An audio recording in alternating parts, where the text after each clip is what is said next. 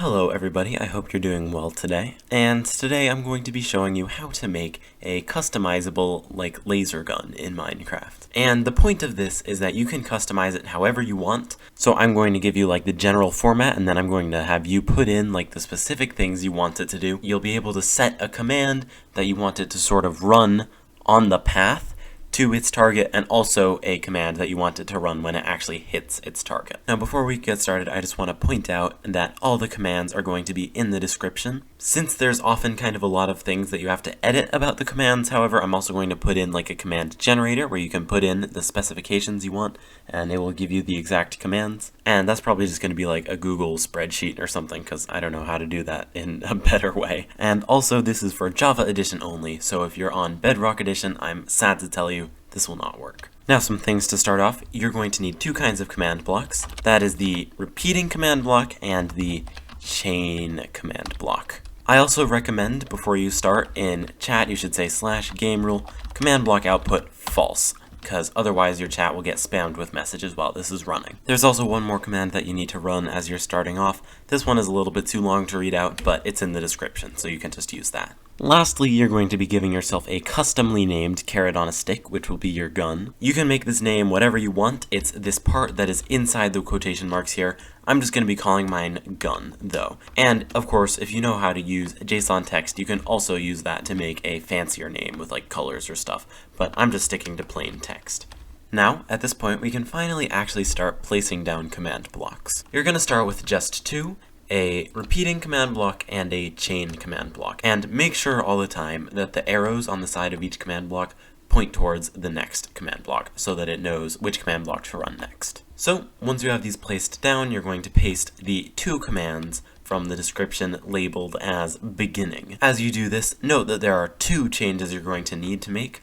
First of all, if you go into the first command, if you go way back here, there's this big gray piece of text.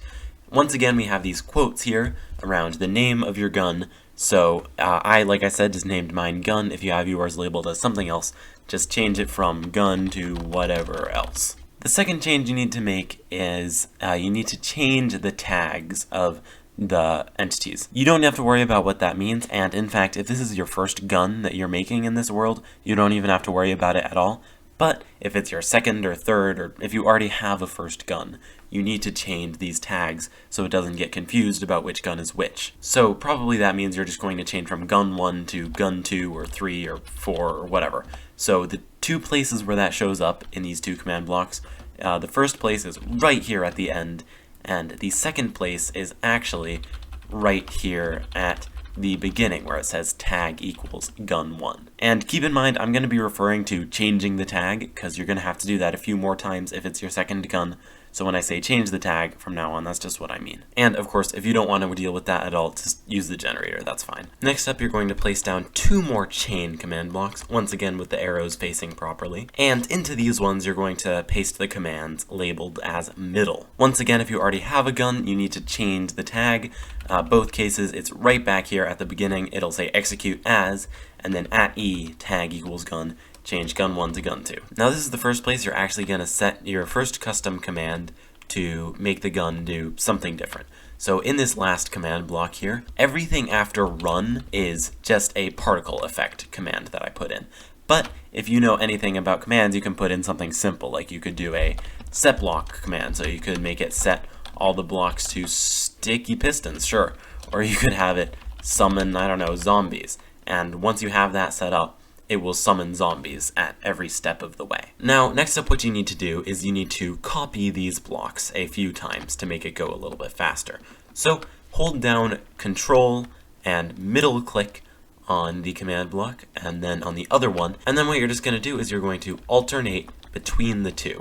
And basically, the longer you do it, the faster the gun bullet will travel. It doesn't need to be too far though, probably just 5 to 10 copies will be plenty fast. Finally, just place down 3 more chain command blocks at the end, and then into these paste the 3 commands from the section labeled end. Once you have those pasted in, there are once again a few changes you're going to need to make. The first of which is, once again, in only the first 2 commands out of the 3, you need to change the tag again. So in both cases, again, it's right after execute as. The second change is once again more fun because you're going to get to, again, set a custom command. So that's going to be in the first of these 3 ending command blocks. So right now I have my command set to summon TNT, but you can once again change it to whatever you want. Once you have everything set up there, go back to this first repeating command block, open it, and change from needs redstone to always active. And then your gun is actually working.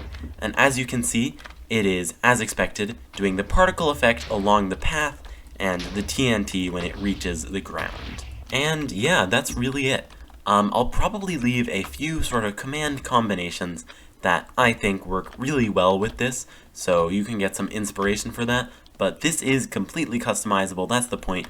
You can do whatever you want with this. So that's it for this tutorial. Thank you everyone so much for watching. Hopefully you enjoyed or found this helpful. If you did and you're new here, consider leaving me a subscription. It really means everything to me. I really appreciate the support I get, and I love it when people enjoy my videos. And of course, if you didn't like it, leave a dislike. So that's all for this week, and I will see you guys next time. Goodbye.